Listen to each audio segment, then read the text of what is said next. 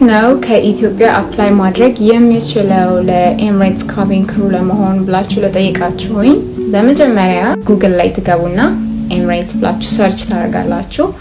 ከዛ ሲመጣ ካቢን ክሩ የሚለውን መምረጥ ካሪየር ላይ ገብታችሁ ካቢን ክሩ የሚለውን ስትነኩ በመጀመሪያ የሚመጣው የሪኳየርመንት ሊስታቸው ነው እና እሱን ደብል ቼክ ማድረግ ነው። ከዛ እሱን ካያችሁ በኋላ አፕላይ የሚለውን መንካት። አፕላይ የሚለውን ስትነኩ የሚመጣው ሎጊን ነው። እሱን ሎጊን ለማድረግ አካውንት መክፈት አለባችሁ። ስለዚህ ኢሜይላችሁን በመጠቀም አካውንት ትከፍታላችሁ ማለት ነው። ፓስወርድ ያስፈልገዋል። እሱን ሜሞራይዝ ማድረግ አለባችሁ። ወደፊት ድጋሚ ቼክ ለማድረግ ስትገቡ ፓስወርድ ይጠይቃችኋል። እሱን ሴቭ አድርጉ ማለት ነው። ከዛ ሎጊን አድርጋችሁ ሬጂስተር ካደረጋችሁ በኋላ የሚቀጥለው ስቴፕ የሚሆነው ፐርሰናል ኢንፎርሜሽን ነው። ይሄ ላይክ ፎርም በሉት፣ ስማችሁን፣ አድራሻችሁን፣ ስልካችሁን ምናምን የምትሞሉበት ማለት ነው። እዛ ላይ መጠንቀቅ ያለባችሁ ነገር ቢኖር ኢሜል አድረሳችሁና ስልክ ቁጥራችሁ ስትሞሉት ምንም ኤረር እንዳይኖር ቼክ ማድረግ አለባችሁ። ምክንያቱም አፕላይ ካደረጋችሁ በኋላ በዛ ነው ኮንታክት የሚያደርጓችሁ። ይሄንን ፐርሰናል ኢንፎርሜሽን ፎርም ከሞላችሁ በኋላ የሚቀጥለውን ስትነኩ ፎቶስ ኤንድ ዶክመንትስ የሚለው ነው የሚመጣው። እሱ ማለት ፎቶአችሁን፣ ፓስፖርታችሁን፣ ለምሳሌ ፎቶ ጉድ ፎቶ፣ ፓስፖርት ሳይዝ ፎቶ እና ደግሞ ላይክ ሙሉ ፎቶ ካላችሁ እሱን አፕሎድ ማድረግ ትችላላችሁ። ፎቶውን አፕሎድ ስታደርጉ አንድ ነገር ቼክ ማድረግ ያለባችሁ ፋይሉ ከ1 MB በላይ እንዳይሆን መጠንቀቅ አለባችሁ። ምክንያቱም አፕላይ ለማድረግ እሺ አይልም ማለት ነው። ሶ ፋይሉ ከ1 MB በታች መሆኑን አረጋግጡ።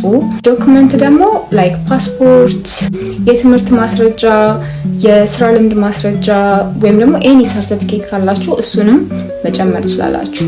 ሶ እነዚህን ዶክመንቶች አፕሎድ አድርጋችሁ ከጨረሳችሁ በኋላ ወደ ታች ስክሮል ስታደርጉት የሆነ ሰንጠረዥ አለ። እሱ ላይ ሬሌቫንት የሆነውን ዶክመንት ቲክ ማድረግ አለባችሁ። ላይክ ሰሌክት አድርጉትና ሃይላይት እንድታደርጉት ማለት ነው። ለምሳሌ ፓስፖርት፣ የትምህርት ማስረጃ፣ እነዚህ ሃይላይት ብታደርጓቸው ጥሩ ነው።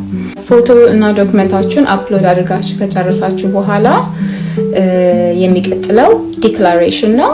እዛ ላይ ገብታችሁ ስማችሁን፣ ሙሉ ስማችሁን ከኢሜይላችሁ ጋር ትጽፉና ሰብሚት ያደረጋችሁት ወይም ደግሞ የሞላችሁት ኢንፎርሜሽን ትክክለኛና እውነት እንደሆነ ለማረጋገጥ ማለት ነው። እሱን ከፈረማችሁ በኋላ የሚቀጥለው ሪቪው ኤንድ ሰብሚት ማለት ነው። እዛ ላይ you still have a chance።